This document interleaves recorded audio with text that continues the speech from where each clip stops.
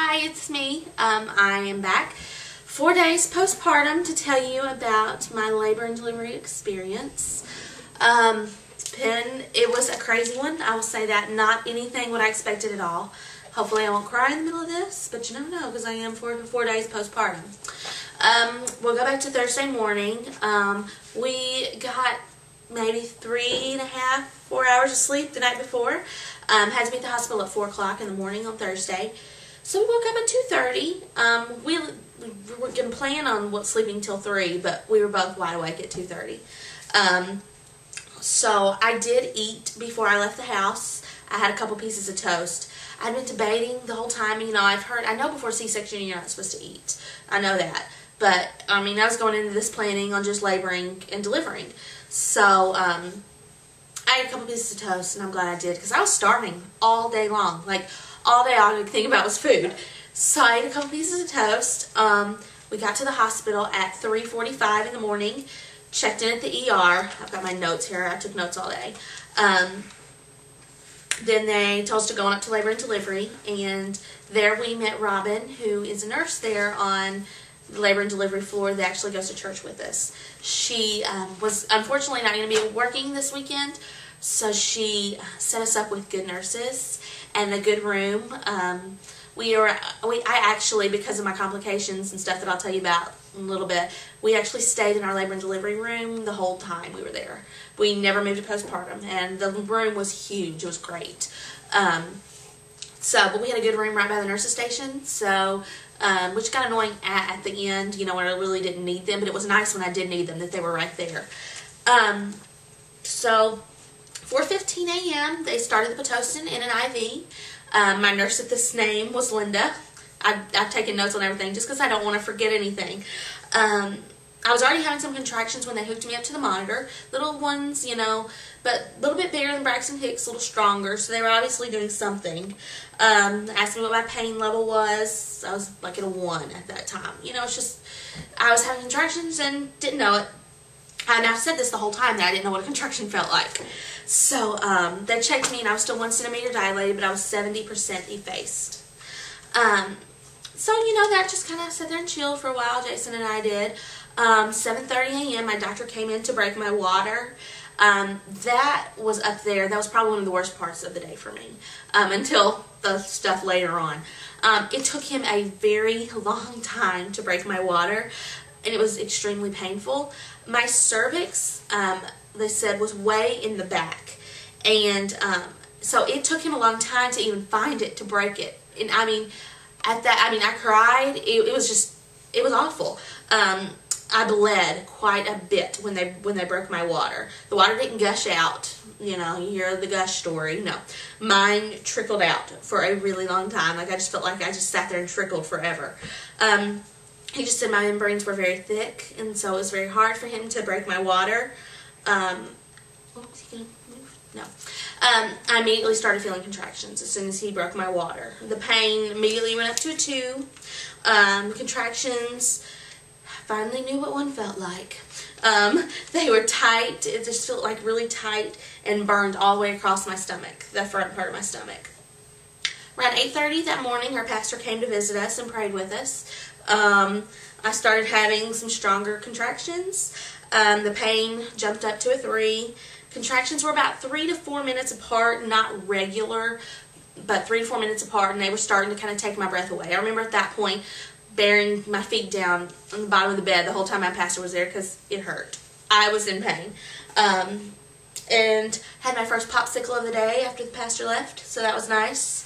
Best popsicle I've ever had. Popsicles became my best friend that day. 9:45, the anesthesiologist, whose name was Vic, came in to do the initial interview, asking me questions. If I've ever experienced this, if I have a history of this, blah, blah, blah. So we did that at 9:45. 10:45, by that point I'd had a new nurse. Her name was Kristen. She was young. Great nurse. She came in and checked me at 10:45, and I was between 1 and 2, so closer to the 2, and I was 80% effaced. Lots of fluid came out after she checked me, like another big gush came out. Around noon, the nurse came in, Kristen came in and inserted a fetal contraction monitor. They put it right beside his head because I was still at 1 centimeter, and the contractions, they were strong, but they didn't know how strong they were. So my contractions started looking prettier on the monitor when they put that in. Looked more like a bell curve, like more like what I thought they would look like. My blood pressure was high at this point. You know, you all know I've struggled with my blood pressure my entire pregnancy. It was 150 over 99 at that point. So that was kind of, my pulse was also high pretty much the whole day. Sometimes my pulse would get up to 150. 12:30, my doctor came by to visit me just to check in and see how I was doing. I had still not received the epidural at this point. You know, I had it in my mind, I want to be at 4 or 5 before I get my epidural. I didn't want to get it too early and have it wear off. If I had to do it all over again, I would have gotten the epidural much earlier, because at around between noon and 2:30, the pain, I mean, it was so bad.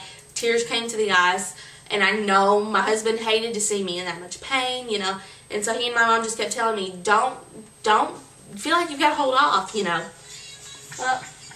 Sorry, phone call, we'll silence that. You know, they kept telling me, don't feel like you've got to hold off, you know. I finally, around 2:30, asked for it because the pain was really, really bad. The pain was much worse than anything I thought. You know, I thought I knew what a contraction was. Yeah, right. After they gave me the IV, a different guy gave me, not the IV, the epidural.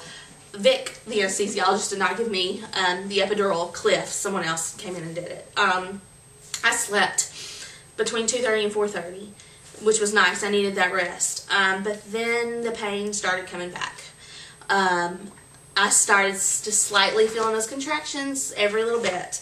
Around 4:30, Vic, my favorite anesthesiologist, came in to just kind of check things out and see, ask me what my pain level was and everything. So at 6 o'clock, they redid my epidural. When they sat me up in bed to do it, they noticed that it had leaked out a little bit. But the first epidural had done some good because it had relaxed me enough that I was dilated to between 4 and 5 centimeters. So that's when I really kind of started getting excited, like, oh, this is going to happen. This is going to happen soon. So Vic redid the epidural. It was great. That one was much better. The first time they gave me my epidural, I felt immediate numbness and you know, that whole feeling on my left side, but my right side took longer to even get that way. Second epidural, immediately, it was like everything was gone. Epidurals are great, y'all. That was great. Anyway, at this point, Linda, my first nurse, had returned back for another shift. So this was 6 o'clock at night. 8:45, at that point, I progressed from 6 o'clock to 8:45.